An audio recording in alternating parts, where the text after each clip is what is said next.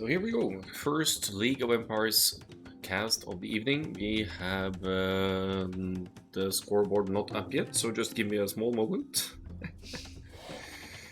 There, we should have it.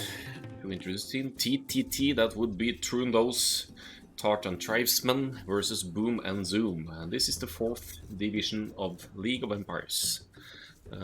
Give me a moment just to pull up the team rosters here so I could pay attention to the teams here as well. There, we should be good to go. The map is Golden Pit, as you can see. It's all about the middle as the game, progresses here. You start with just a minimal amount of golds and stones near your home base. 2 times 3 tile gold and a bit of stone, but then you need to take control of the middle as the game moves on, because this is where the very important resources for the late game is. You don't often see a lot of trade going on Golden Pit, because it's so much gold in the middle that if you control the middle you have endless gold access and you basically win the game with the full middle control. But to introduce the teams here then, let's go to Troondos, start on Tribesmen first and see what civs they've gone for here for Golden Pit. You have Troondo himself here, or herself, who knows, with the Mongols. In the green here, I like Mongols, very mobile civ. They have the Mangudai, the unique unit, very easily microed cavalry archers, and with all of the stone in the map here, if you control the middle, you could get to some nice Imperial Age Mangudai masses and the strong siege push that Mongols can put up in the Imperial Age. So can play the mobility as well, could very easily open scouts with their faster collecting hunt bonus. Mongols collect hunt 40% faster, and that results in collecting food faster and facilitating the feudal transition. You could easily justify 18 population scouts with Mongols. Maybe not in a team game, maybe we want to go with 19 or 20 for a little bit more safety in terms of resource surplus, but yeah, you could generally go up earlier with Mongols, and that's one of their strengths, and good mobility overall. Left hand side is Frencho playing with the Ethiopians for Troondos here, so fantastic Archer Civ. Fantastic Archer Civ, and with their faster firing archers, and also a hidden economy bonus in the fact that they get 100 food and 100 gold upon reaching the next age, feudal age, cast age, I'm guessing also imperial. So strong Archer Civ absolutely will definitely be playing the archer's role on the flank here with the Ethiopians. Due to that extra food and gold, it's also easier for Ethiopians to go into infantry openings like drushes, Dark Age drushes with militia, or men-at-arms, because with that extra resources you essentially get the men-at-arms upgrades for free for Ethiopians.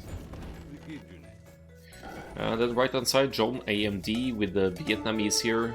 Oh, scouts fight. Scouts died to TC. We've all been there. No shame in that. John AMD here with the Vietnamese. Also one of the better archer civs with 20% more hit points on their archer ranked units. That mainly applies to the archers, and they also have a unique unit from the castle, the Rattan Archers, which is an anti-archer unit with extra pierce armor, pretty strong unit overall. It can even hold up decently in against melee units. So that's Troondos team here. Pretty standard setup with archers, archer civs on both sides, and the more mobile Mongols in the middle. When the team with Vietnamese loses scout to TC. Well, I can't say I've never did that myself, even being Vietnamese, so that's just the way it goes. Let's go to the other team though, which is Boom and Zoom. In there. No, yep, this is the only game I found in Discord, so this is the one I picked. And Sotar says finally some quality gameplay, forget about hideout 3v. Yeah, there we got it. Fighting Bones in the pocket position with Britons here, and excuse me for having a little startle there, but that's an unconventional choice for the pocket position, but hey, let's see how that progresses. Britons in the pocket position, not usually seen in pocket because they are a fantastic archer civilization with extra range in castle and imperial ages. So you usually see them on flank because they lack mobility. They have horrible knights and that ended cavalier, so that's something to consider. And yo, no bones, what are those walls, says Pip. Yay? It's the economical approach, walling out the woodline to spend less on the palisades here to get a full circle, and maybe a pentagon around the base here. He's building the pentagon here. See? 1, 2, 3, 4, 5. Sotaris is especially like Britons against Indians on flank. Yeah, that's gonna be your new favorite, I guess. So Britain's pocket, very unconventional for fighting bones here, but hey. Right hand side, Magyars would prefer to see them on pocket due to their fact that they have fully upgraded paladins and cavalry archers.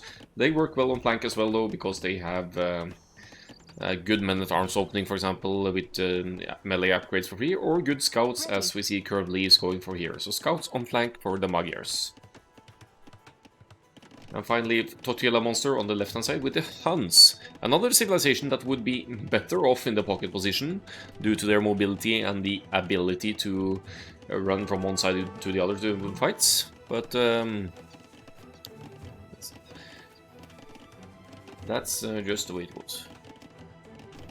Magyars also get fully upgraded ARPs. Good point.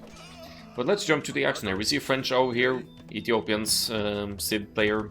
Forward with some men-at-arms. As I said, that Ethiopians have an easy time getting into the men-at-arms, easier time to get into the men-at-arms due to that they get some extra resources going up. Must be something going on at home for French though, because it's not really being very active with the army here. Nice preemptive and quick walls from Tortilla Monster on the woodline here. Doesn't want any risk to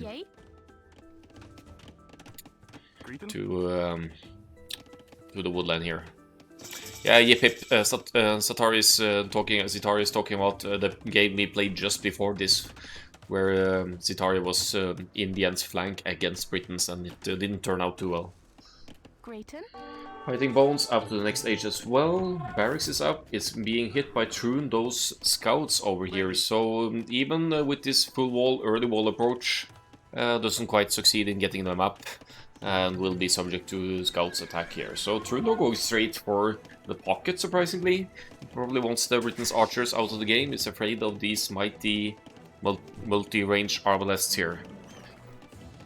So I think we'll be looking at some more villagers down here. Fighting Bones at 23 villagers, Curvely at 21.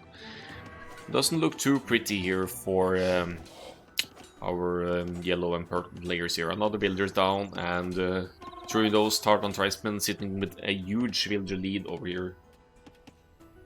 Magyar Scout on the forward here for Curvely could cause some more discomfort here. We see that some scouts has gone down here on the golds and berry sources here, so that means that Curvely has indeed done some damage to John AMD as well. But look at Curvely's numbers, unfortunately, being absolutely slaughtered by John AMD's men-at-arms forward here is down to 17 villagers. Forced to fight off the men-at-arms with scouts and villagers here. Another villager might go down here. Curvely will be severely crippled here in the economy as that's a result of losing these many villagers.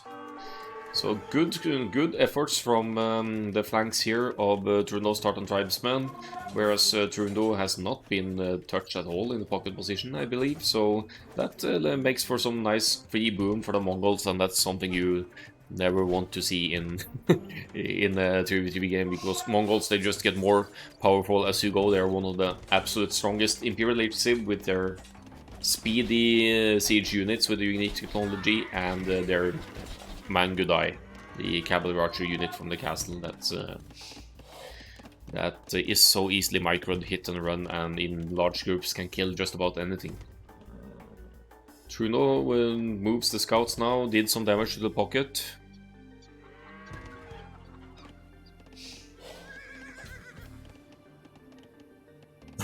when Shabao says I don't think the game will go imp, and I think you're right. This could be could be a short one. And Karanui says, once I had a game where I was 31 builds above my opponent when we hit Castle Age. He promptly resigned when he noticed. Yeah. That's usually a reasonable choice when you're that far behind. Do you think Troondos are just not going to go for a melee unit? What do you mean? You mean...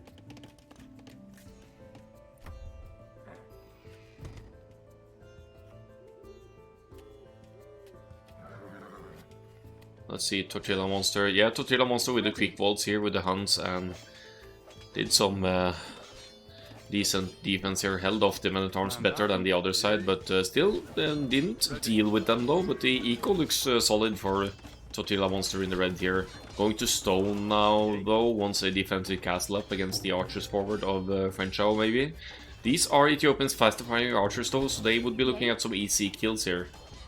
Actually 3 volleys with this group still to... No, 2 shooting the villagers here. 3 kills. Tortilla, 32 villagers.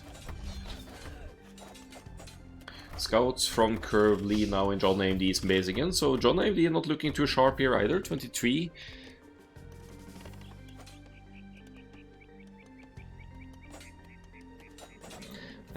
Yeah, a bit of a scouts run in here, but Troondos is up against Magyar scouts here, and when you're outnumbered on top of that, you just have to back off and run away. You can't win this because the Magyars will have forging instantly once they reach the feudal age, so unless you have the upgrades and the same numbers, you can't easily take good fights. Look at John AMD's villager numbers here, we kept consistently down, whereas French-AOE on the left hand flank here is with the superior villager count and doing pretty nicely here now, not stressing the walls, completing them down by lots of time to finish their own walls with the men-at-arms into archers forward.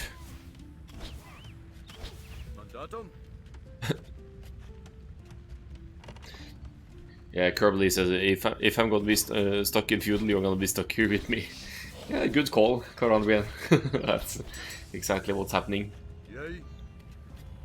French-AOE seems to be the MVP here now though, but that's also because Troondos is mainly just pulling off that. The only player in Castle Age for now, I didn't even recall that was what was happening, but scouts into camels here, mainly, into cavalry at least, and that's just going to increase the damage output. Only 1 defense upgrade on the camels and knights though. Not that you would need much more against opponents fully in the feudal age, but still something you want to consider before you send your mounted units out on the field. So it seems like healthy production of a mix of knights and camels from Troondos here though, getting forging, getting the attack upgrade actually. Let's have a look at Troondos resources. Looks like a healthy setup here for double stable production with 20 on gold, 20 on food and 12 on gold. French-AOE still on the forward against Tortilla Monster here and is going to keep their villager count at bay, but Castle Age right around the corner for Tortilla Monster. Could go into some knights here and deal with the archers forward here. Will take some losses, but all in all, looking at the economic setup, is going to be able to produce army in the Castle Age at least. Is off both goals though, and that's a big deal for Huns here. That's going to cripple your knights production quite a bit.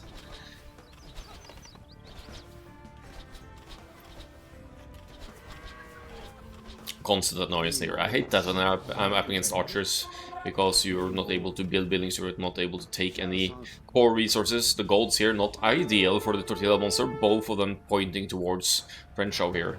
So this turned out to be a quick one for Troondos Tartan Tribesmen. I guess Troondos didn't really feel like it was contributing all that much to this game, but we have some raids on the right hand side here.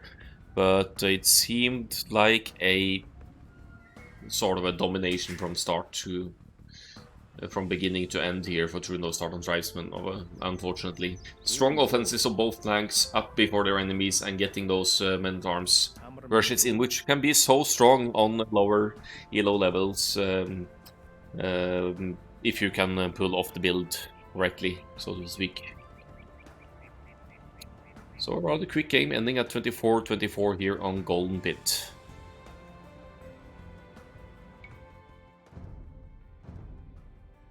So let's look at stats here and go to the next set.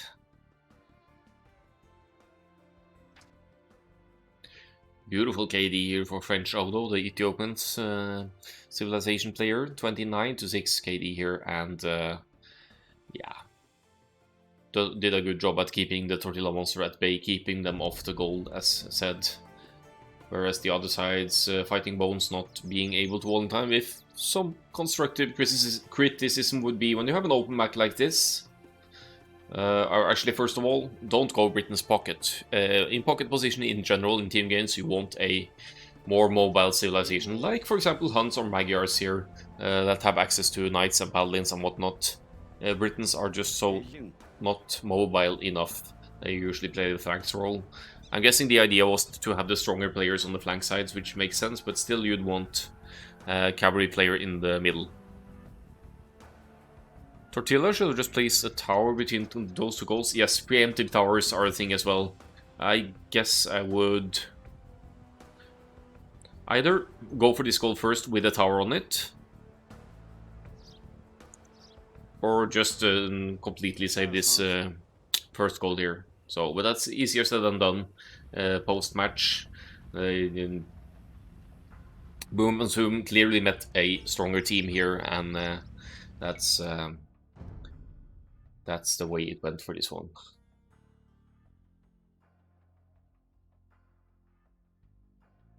Yeah, I'd say tower, the one that's closest to the town center, maybe, and then commit to walls. Maybe use this gold as a natural barrier for walling, or just wall off here and then secure this gold with the tower, and you're in a better position if you're the Tortilla monster here. So you see the collected villager counts as well. French show 42, Troondos 46, basically never got hit. And drawn AMD in a bit worse spot, but still decent. But defensive towers on open maps like this, definitely a choice to consider.